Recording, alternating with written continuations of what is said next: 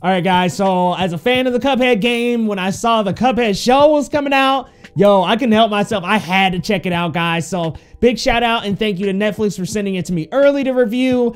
And yeah, the Cuphead show, not too bad, but not super great either. Guys, I'm here to talk about it today and I can't wait to dive into it. But if you're new to the channel, welcome in. My name is Leo Rydell and this is Geekly Goods. And if you're new, hook your boy up with that HBO special. Y'all know what that is? That's the Help a Brother Out special. Hit that subscribe button, ding that bell, hit like on this video for videos on the latest in movies, TV, with a little sprinkle of anime in there as well. I'm here today to review the Cuphead show, and y'all, I gotta say, like I was saying before, some good, some bad. It's maybe not great, but it's not terrible by any means. So let's dive into it with what really works for the show. And first and foremost, the animation. The animation is stellar. It's crisp, it's clean.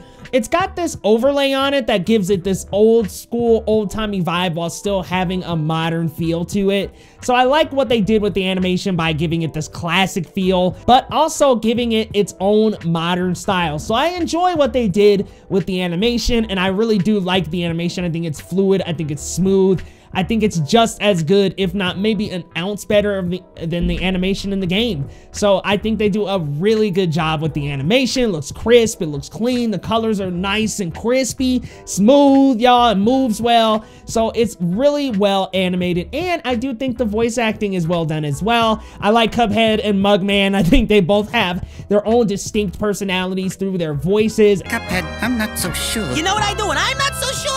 I double down! And I think the voice actors do a great job of giving these characters presence and character, and I think they do a really, really good job of just bringing these characters to life. So Cuphead, I do think the animation aspect, the voice acting aspect are really well done. It is very episodic, so there's not really this one overarching story, so there's not a lot of story to judge. I think some of the episodes are better than some of the others. So honestly, I could say the story is not great or bad, because some stories are a little better than others because it's very episodic. There's no one overarching plot going on in the entire series. It's very episodic, episode to episode, and that's one of my negatives. So let's move right into a couple of things that don't quite work for me when it comes to Cuphead. And look, I'm gonna just be real. Cuphead, the game, doesn't have a super complex plot or anything like that, but it does have a basic plot. And I thought maybe the Cuphead show would follow that plot, and it doesn't really follow the plot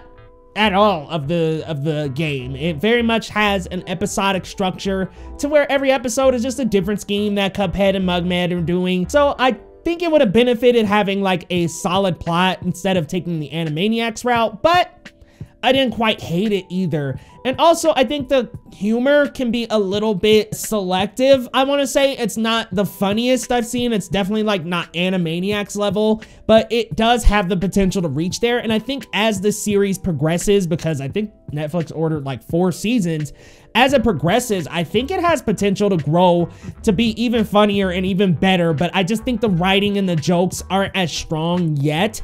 I think they can get there though, because the animation, the voice acting is very solid. I just think the humor can be a little bit more punchy and better timed, and I think the writing can be a little bit better. So that's really my only criticisms. I didn't love it, but I didn't hate it. I thought it was entertaining and I had a pretty good time, and I liked the animation a lot.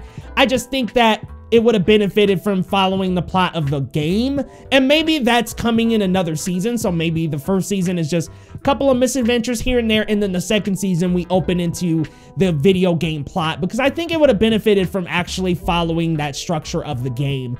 But guys, let me know your thoughts down in the comments. What do you think of the Cuphead show if you've seen it yet?